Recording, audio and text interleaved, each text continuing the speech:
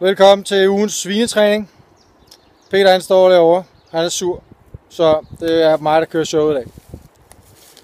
Nu er der kommet anemoner i skovbunden, og derfor er det tid til en gang bundsvin.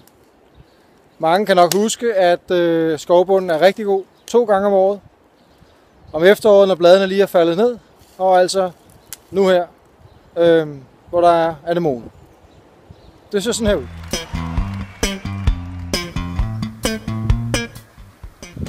Du laver det helt forkert. Det ser åndssvagt ud, det der.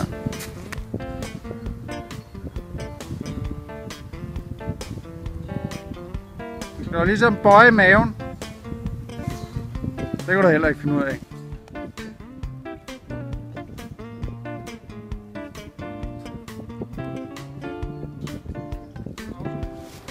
Kom nu i gang.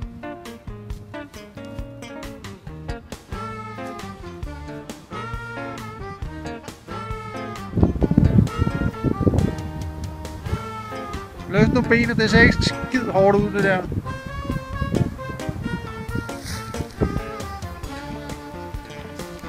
Kom op og stå, det ser åndssvagt ud.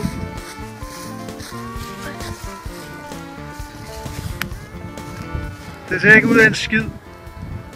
Du kan prøve at slå mig hårdt i maven. Du må slå alt, hvad du vil. Du slår hånden.